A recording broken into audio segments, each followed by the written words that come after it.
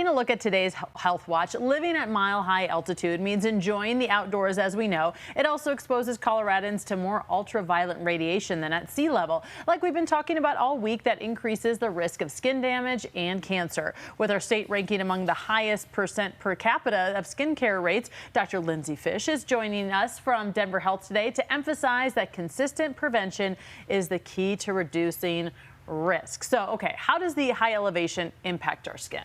Well, simply, the closer you are to the sun, the more ultraviolet radiation you get. So here in Denver, we get about 25 to 30% more than sea level, but even higher than that if you're up in the mountains.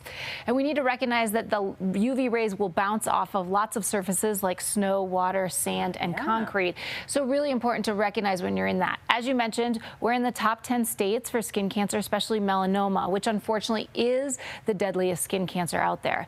And frequently, people forget that anybody is at risk for skin cancer. While fair-skinned people have higher rates of it, darker-skinned people can also get skin cancer. And unfortunately, with darker skin, we tend to diagnose it later, so they have poorer outcomes. And that's not good to hear. So what are some good everyday sun habits that we can do to protect ourselves? We've been talking about sunscreen all week. Sunscreen. Yeah. We'll stay there. But I think besides just sunscreen, I think the piece of it is to sort of make it part of your routine. So throw sunscreen on after you brush your teeth every morning. Have some into your car so it's easy to apply if you end up being outside or something like that. We always recommend long sleeves, clothes with UV radiation in it, wide brim hats, and sunglasses to protect the eyes as well. Yeah. Shade between 10 and 4, that's when the UV rays are the strongest. Okay. And then there is a way to learn about how strong the UV radiation is, so there are apps for that. You can look it up so you can kind of be aware of what's going on. Yeah, I'm trying to be better about wearing the hats. I think it's hard to mess up the hair sometimes. Depends on the event, so I'm trying to get over that. Okay, so mineral or chemical sunscreen, is one better than the other? Does it really matter? Everyone's talking about it gets in your bloodstream and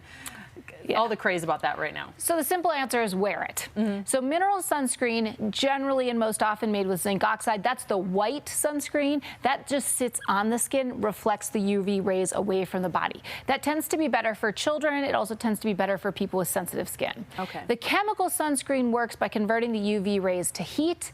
Those are good because they go on smoothly. So lots of people like them because they're easier to apply. They absorb easier. So really it's about using it. And what do we want to use? I know you've been talking about it, but SPF greater than 30, broad spectrum, so UVA and UVB protection. Reapply every 2 hours, reapply after sweating or swimming, and use enough. So for an adult body, you need a shot glass size of lotion. It's quite a bit. And we forget about areas like our scalp, our skin, our neck, and the tops of our feet. I mean, how are you supposed to get sunscreen on your scalp? Is that where you wear the hat then? You wear the hat, or you need to spray it on your part line, for example.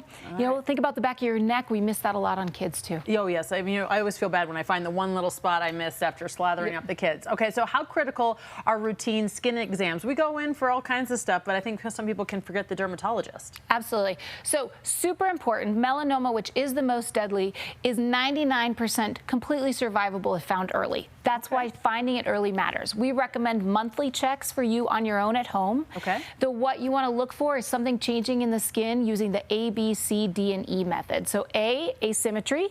B, border irregularity, so jagged borders. C, color variation, so part of it dark, part of it light.